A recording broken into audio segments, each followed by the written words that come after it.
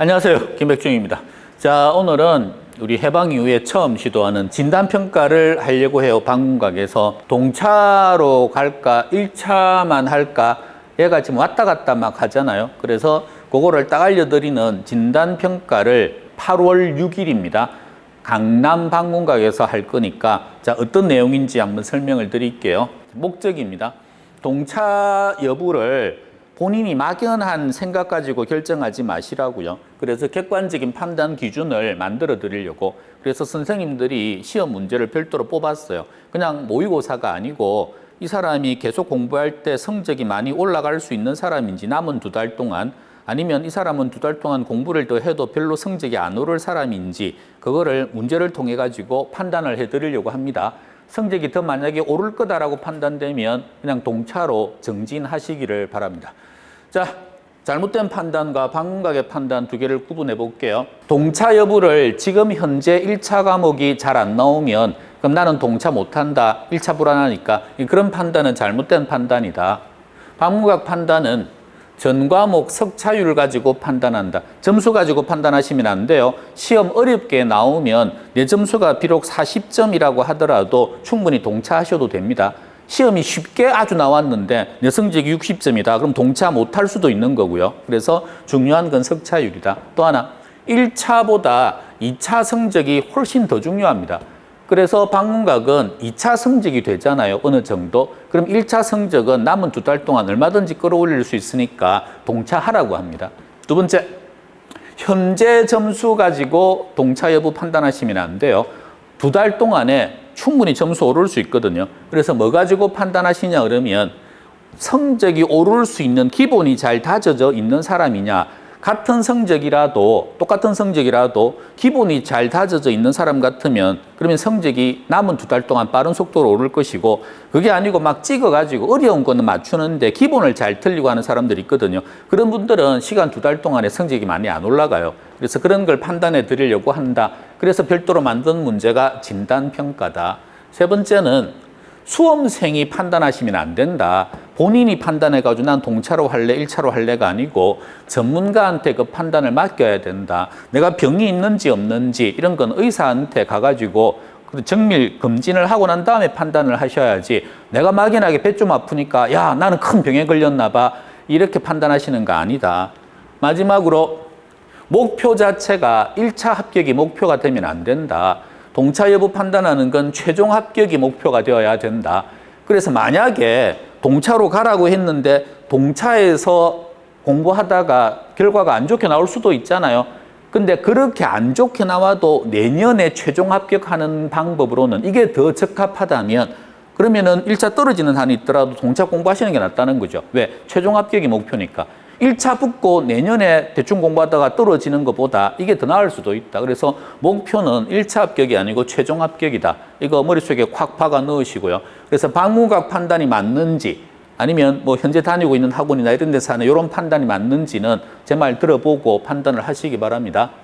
자, 두 번째는 진단평가의 대상입니다. 첫 번째, 막연히 불안해가지고 나 그냥 동차 못하겠어, 그냥 1차 할래 라고 하시는 분들 어마무시하게 많거든요. 그렇게 하시면 안 돼요. 이거 진단평가를 하고자 하는 목적 자체가 왜 하고자 하느냐 그러면 동차를 충분히 할 수 있는데 학원에서 막연하게 불안감 조성해가지고 1차 그 정도 성적 가지고는 안 된다, 1차라도 확실하게 붙어라, 이런 말들을 계속하는 바람에 스스로 막 불안감을 키우는 거죠. 9, 10월 달에 성적 어마무시하게 많이 올라갑니다. 올라가니까 꼭 그럴 필요 없다. 그래서 이것 때문에 동차를 포기했다면, 그렇다면 반드시 진단평가를 좀 받아보고 전문가하고 상담을 받아보시기 바랍니다. 두 번째는 여러분들 시험 쳤는데 성적 안 나와가지고 불안해서 지금 동차 포기하려고 하는데 한 번이라도 전범위를 다 공부하고 모의고사 시험 쳐본 적 있으세요? 6개 과목에 대해서 전범위 다 공부하고 6개 과목 그걸 시험 쳐본 적 있냐고? 없잖아요. 그러니까 성적 당연히 안 나오지. 그러니까 그걸 기준으로 하시면 안 된다. 전범위 공부 다 해보고 그 다음 모의고사 시험 다 쳤는데도 성적 안 나온다, 뭐 그러면 모르겠는데, 그래서 전범위 공부 안 해보고 모의고사 시험 쳐서 성적 안 나왔다고 난 동차 안 할래, 이렇게 하실 이유 없다. 9, 10월 달에 전범위 공부가 집중적으로 들어가는 시기이기 때문에요. 그 다음에 요것도 나 동차 포기하고 1차만 할래, 1차 성적 안 나와서. 그럼 1차 성적이 확 오를 것 같았죠? 안 그래요. 오히려 빨리 동차 포기해버리면 시간이 오히려 널널해지니까 1차 공부하면서 더 쓸데없는 것 공부하고 외워야 되는데 더 안 외우고 그렇게 되면 더 안 오를 수도 있습니다. 그래서 이거 함부로 이렇게 하는 거 아니다. 착각하지 마라. 동차 포기하는 순간 1차 성적 오르는 거 절대 아니다. 한 번도 똥줄 태워가지고 공부해 본 적 없죠.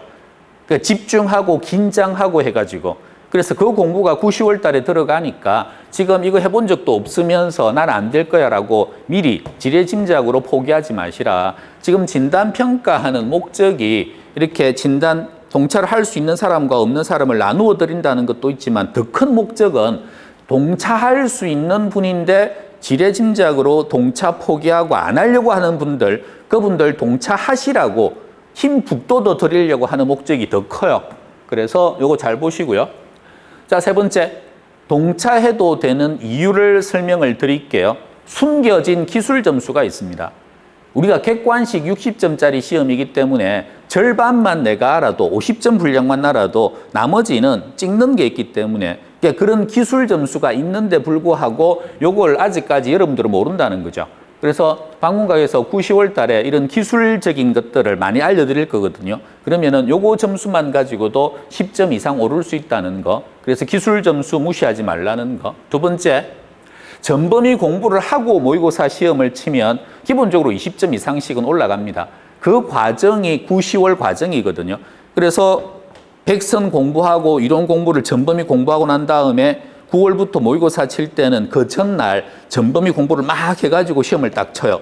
또 전범위 공부 막 하고 다음날 시험을 쳐요. 이걸 한 달 동안 트레이닝을 시켜요. 그 다음에 모의고사를 딱 치면 점수가 기본적으로 한 20점 가까이는 확 올라요. 그래서 많은 합격한 분들이 9, 10월 때부터 성적 올랐다는 분들이 되게 많기 때문에 그거 합격 수기 같은 거 잘 한번 보십시오. 그래서 요거 두 개만 가지고도 지금 현재 점수가 40점이다. 그러면 60점까지 충분히 끌어올릴 수 있다는 거죠. 자, 진단평가는 요날 하는데 요거 학원에서만 할 거거든요. 그리고 뭐 한 300명인가 인원 제한이 있습니다. 그래서 빨리 신청을 해가지고 선착순이니까 그래서 꼭 좀 테스트를 한번 받아보시기를 바란다. 해가지고 여기서도 안 된다. 당신은 진짜 안 된다. 그러면은 그때는 1차만 하시고요. 근데 불안하다. 근데 여기 들어와가지고 진단평가 받는데 선생님들이 하셔도 된다. 이건 당연히 해야 된다. 이렇게 확신을 딱 주는 순간 공부에 탄력이 확 붙거든요. 그래서 그거 한번 느끼고 제대로 동차 공부하시라고 그렇게 해서 요 시험을 칠 겁니다. 선생님들이 별도로 이런 내용의 문제를 물어봤을 때 저 사람이 기본적인 기초 체력이 있겠나 없겠나 이런 정도로 알고 있다면 남은 2달 동안에 빡시게 하면 확 올릴 수 있겠다. 그걸 판단해내려고 하는 겁니다. 어려운 문제를 맞추냐 못 맞추냐 이걸 테스트하려고 하는 게 아니에요. 자, 마지막으로 마치면서요. 1차 전환을 하시잖아요. 하더라도 최대한 동차 공부하다가 마지막에 1차로 바꾸시는 게 좋아요. 2차 공부 충분히 해놓으시는 게 마지막에 최종 합격할 때는 진짜 필요하니까 그래서 너무 빨리 1차 전환할 필요 없다. 그 시점까지도 알려드릴게요. 두 번째는 방금 말한 2차를 마지막까지 준비하는 것이 최종 합격에 큰 도움이 된다. 동차하고 2차하고가 큰 차이 없습니다. 그건 조금 이따가 다시 제가 알려드릴게요. 왜 그런지. 마지막까지도 저는 동차 준비하라고 권하고 싶어요. 진짜 안 되는 사람만 제가 알려드릴게요. 나중에 시험 쳐보고. 자, 요거 하나 보십시오. 일반적으로 1차 학습량이 이 정도 됩니다. 그리고 2차 학습량이 이 정도 되는 거죠. 그러니까 1차를 전통적으로 중요하게 생각했고 강의 양도 많고 그래서 이렇게 공부하시면 1차 부담이 굉장히 크죠.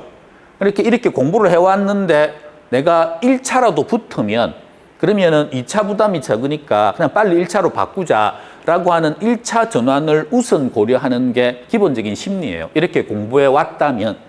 근데 방문각 같은 경우에는 이 부담이 굉장히 줄어요. 1차를 이렇게까지 공부할 필요가 없다는 거죠. 그래서 얘가 30으로 이렇게 확 줄여 놓으면 그러면 느낌이 달라지죠. 어떤 느낌이 듭니까? 1차 부담이 작고 동차로 그냥 가면 되겠네. 굳이 뭐 내가 요것만 먼저 해놓을 이유가 뭐가 있어? 내년에 새로 한다 하더라도 요 부담이 그렇게 많지 않잖아요. 그러니까 마지막까지 동차를 하려고 하는 마음가짐이 생기는 거죠. 그러니까 방문각 시스템이 이런 시스템이고 동차하다가 떨어진다고 하더라도 방문각 같은 경우에는 별 부담 없다. 그래서 마지막까지 동차 준비하는 거를 우선시 좀 고려하셨으면 좋겠다. 그리고 그래도 동차 못하는 사람도 있을 거잖아요. 그런 사람들만 진단평가 해가지고 저희들이 알려드릴게요. 여러분은 정말 안 된다. 그런 분들만. 자, 어떤 선택을 하든 1차만 하든 동차를 하든 꾸준하게 선생님들 믿고 공부하시면 합격하실 겁니다. 올해 합격하느냐 내년에 합격하느냐 그 차이만 있을 뿐이다. 근데 올해 합격하는 비중을 좀 더 확률을 늘리는 게 좋잖아요. 그래서 동차로 공부하실 때 올해 합격할 가능성이 당연히 높아지겠죠. 동차하다가 떨어져도 내년에는 반드시 합격하십니다. 동차 준비를 충분히 해놨기 때문에. 그래서 저는 당신은 합격할 건데 이왕이면 동차 준비를 마지막까지 좀 열심히 하셔라. 그걸 권해드리고 싶고 그걸 위해서 방문각에서 지금 진단평가라고 하는 새로운 시스템을 도입해가지고 한번 테스트를 하고자 하니까 그날 꼭 좀 와가지고 평가 한번 받아보십시오.